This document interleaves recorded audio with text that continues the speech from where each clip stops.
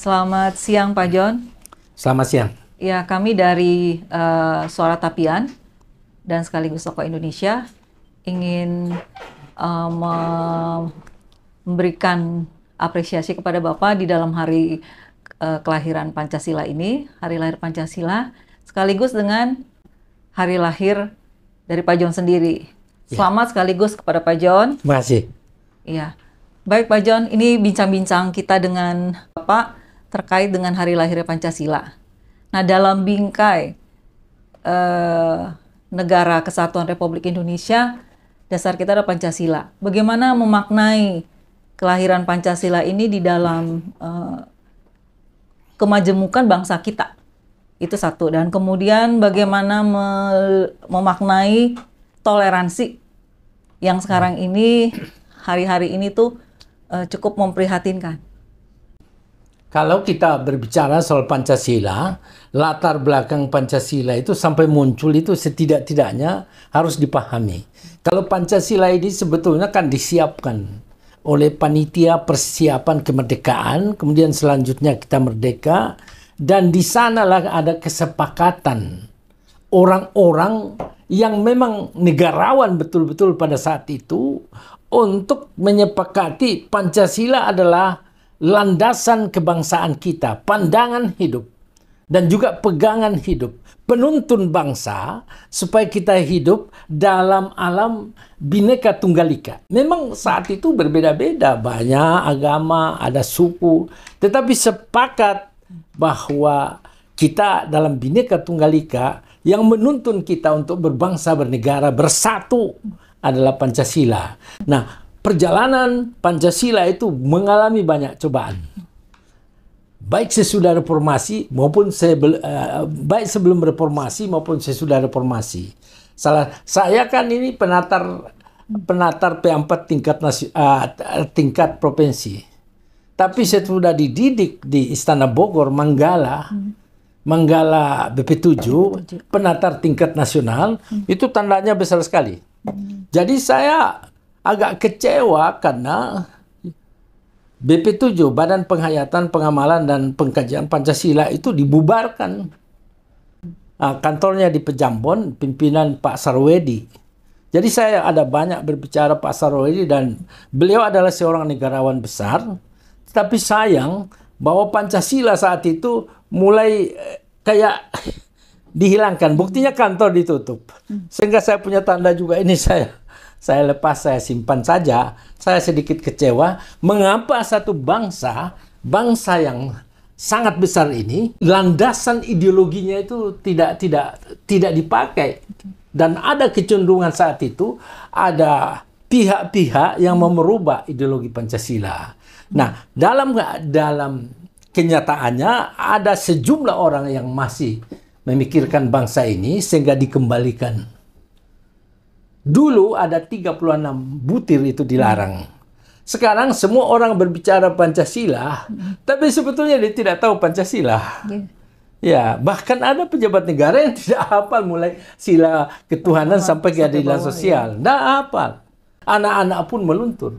Bagaimana satu bangsa bisa melanjutkan pembangunan, melanjutkan kehidupan berbangsa dan bernegara kalau ideologi negara ini itu tidak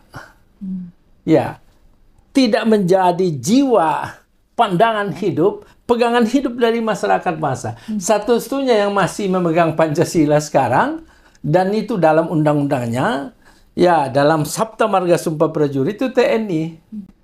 Tetapi yang lain saya lihat agak meluntur, karena memang tidak bisa disalahkan.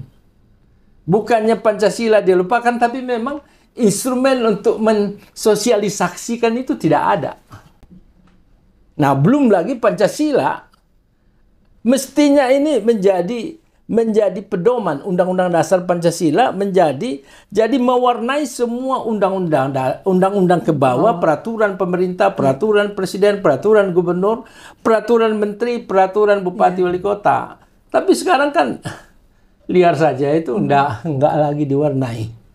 Kadang-kadang suatu peraturan tidak lagi memiliki keadilan sosial bagi seluruh rakyat Indonesia. Oke. Ya, bahkan ada peraturan yang kemanusiaan yang adil beradab tidak lagi. Yang penting keluar disetujui DPR, diketok jalan, dan tidak ada ruang untuk memprotes itu.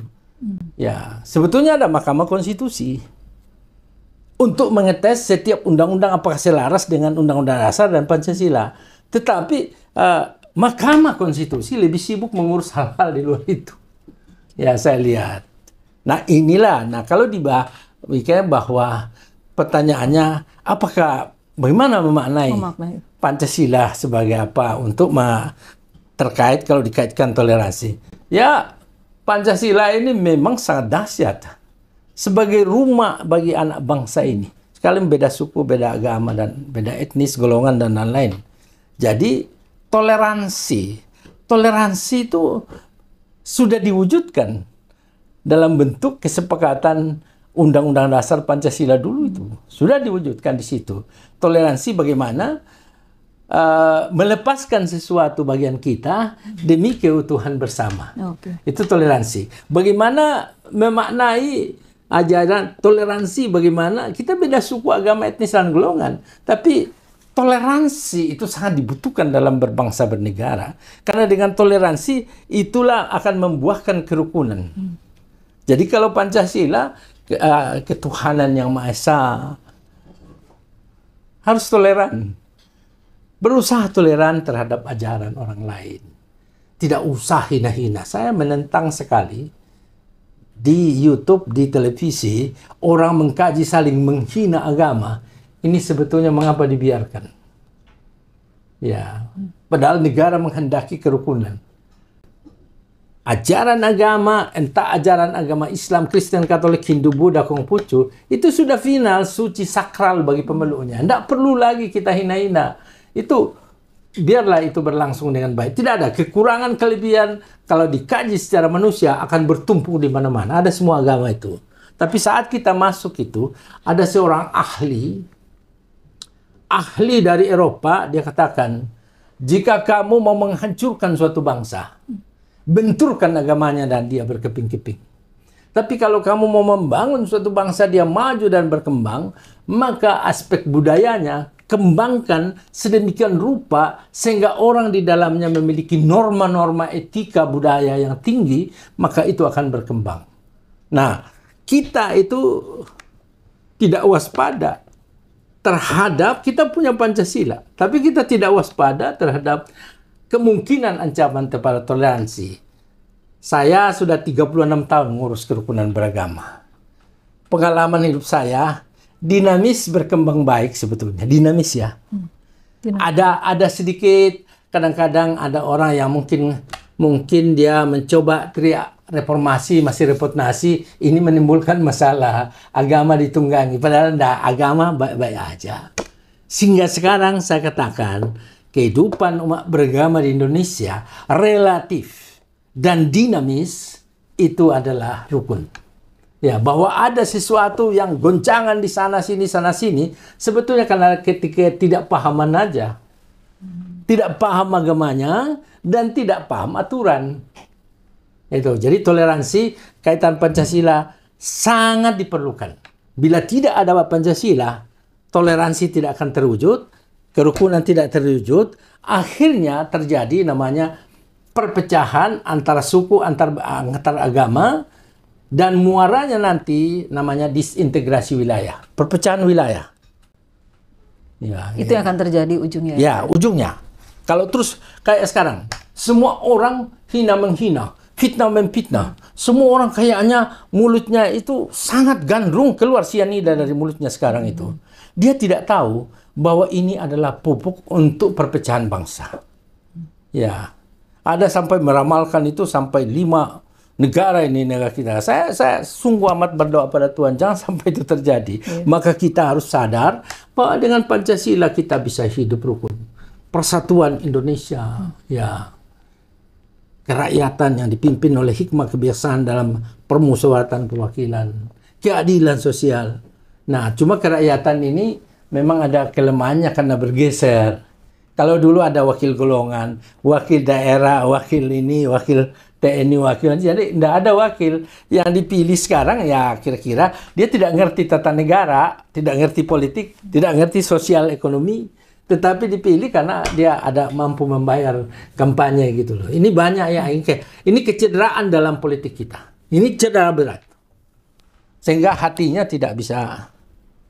Karena politik itu adalah sangat menentukan juga dalam hidup berbangsa bernegara. Iya.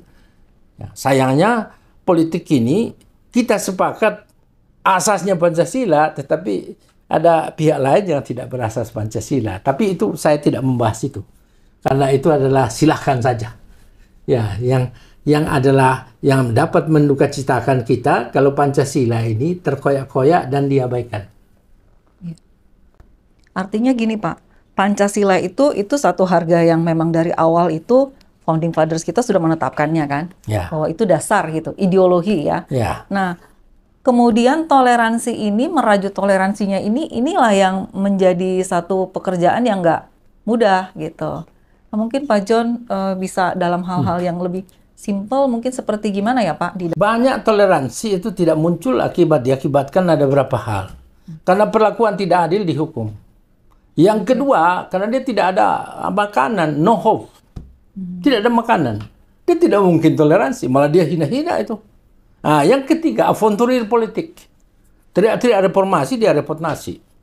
Nah, yang keempat itu adalah ya, toleransi tidak tercapai karena pemeluk agama yang banyak mengajar, tokoh-tokoh agama tidak memahami secara mendalam esensi ajarannya, di mana contoh, kalau di Islam itu hablum minan nas, ya mendekatkan diri kepada sesama insan.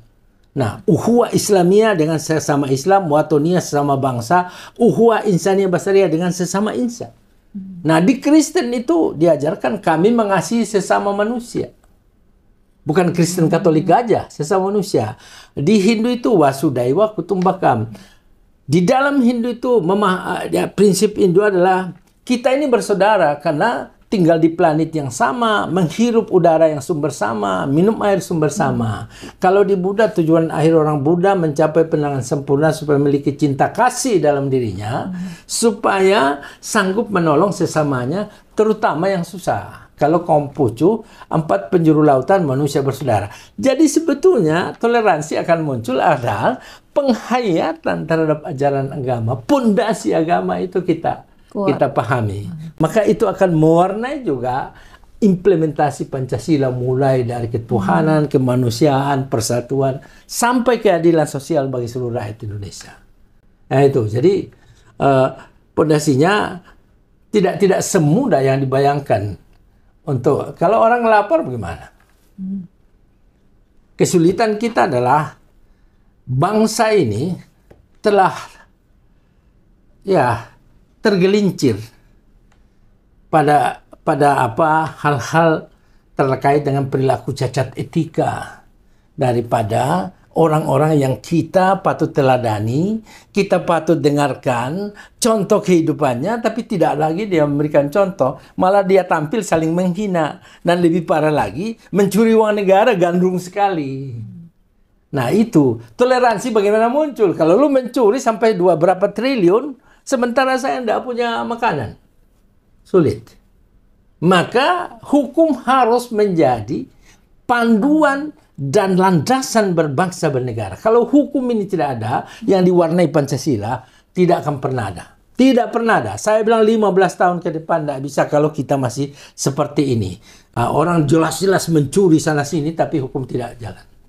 Nah itu ancaman terbesar bagi Pancasila. Artinya hukum itu tidak dijalankan dengan baik. Korupsi merajalela. Narkoba itu sudah tidak karu-karuan. Dan ini adalah pelecehan terhadap kaum wanita itu luar biasa. Nah itu kira-kira yang bisa mengganggu toleransi. Toleransi itu sesuatu yang harus selalu diupayakan, dipupuk begitu ya Pak ya? Toleransi itu adalah buah. Pohonnya itu adalah kita harus memelihara hati kita.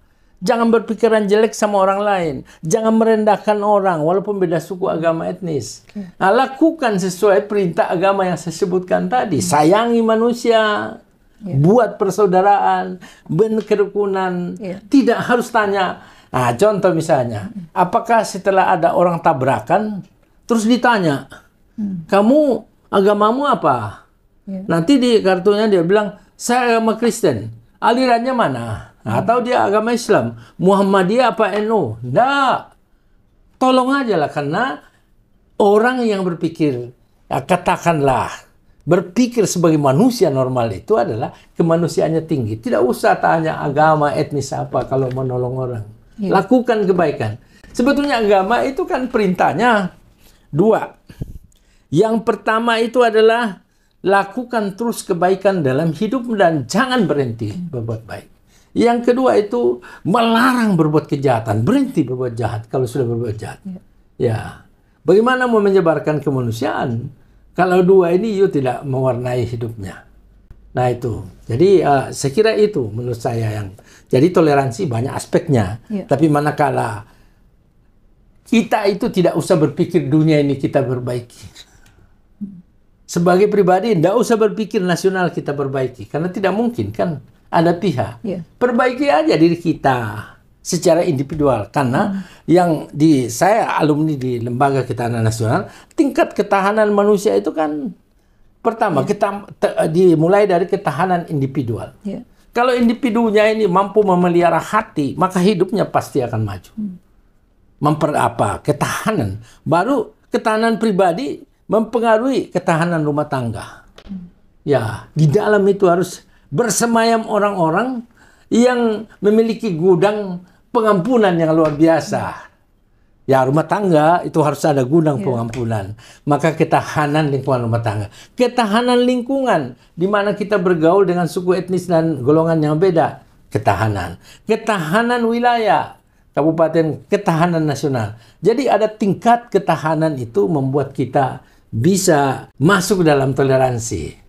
Ada satu lagi yang sering orang lupa. Ilmu lingkungan katakan, di dalam suatu habitat yang didiami oleh satu macam spesies, maka tingkat kelentingan dan daya tahannya itu lemah sekali.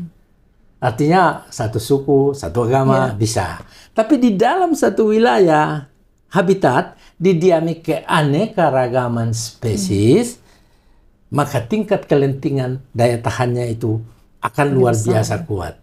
Jadi kalau kita bergaul dengan orang, jangan ya satu suku aja, satu agama aja. Maka bangsa ini akan rusak kalau mulai berpikir ke arah sana. Ini semua harus satu suku, ini semua satu agama, ini semua daerah. Salah. Di kantor saya gabung semua agama, saya gabung semua dari NTT sampai dengan Aceh, ada semua.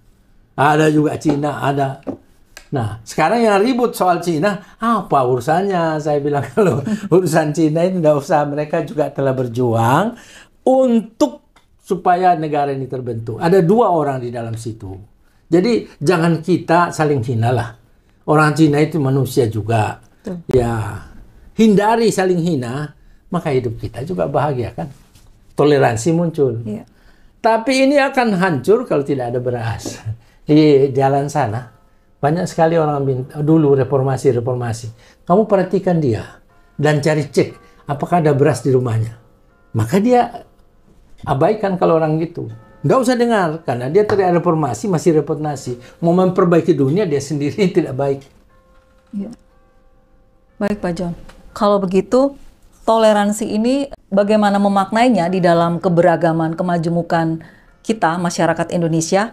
Itulah yang perlu terus-menerus itu harus diupayakan, harus kemudian selalu dikibarkan gitulah ya, harus dilakukan gitu kepada setiap anak bangsa, kepada setiap suku tanpa terkecuali gitu ya Pak ya. Dalam kehidupan keseharian juga kalau saya bisa menyimpulkan seperti itu ya Pak John ya. Dasarnya itu dari Pancasila. Itulah ya Pak ya. Yang salah satunya jalan disosialisasikan melalui pendidikan, tapi tidak kalah pentingnya adalah keteladanan dari orang-orang yang patut diteladani. Jangan duduk di pemerintahan menjadi pejabat atau menjadi legislatif kalau tidak memberi teladan, kamu bukan Pancasilais. Ya. Sekarang dengan gampang Pancasilais tapi mencuri uang negara. Bukan. Ya. Tetap norma-norma yang nilai-nilai yang sudah diberikan melalui Pancasila itu implementasikan, maksudnya Betul, gitu ya Pak ya? terutama ketaatan pada hukum. Iya, betul. Kita taat pada hukum, tetapi kita sayang kepada sesama, dan paling pokok selalu bersandar pada kekuatan Tuhan. Iya. Kira-kira gitu. Baik Pak John, terima kasih. Terima kasih ya. Ya, terima kasih. Demikian perbincangan kami bersama dengan Dr. John Palinggi. Dan biar apa yang kali perbincangan ini kita berharap bahwa nilai-nilai Pancasila di dalam memaknai hari lahirnya Pancasila ini tetap budaya toleransi itu, sikap toleransi itu toleran di dalam beragama, di dalam pergaulan, di dalam apapun aktivitas keseharian kita semuanya, itulah yang perlu ditingkatkan terus, kemudian itu yang terus boleh menjadi satu perilaku. Begitu ya Pak Jan ya? Baik, terima kasih.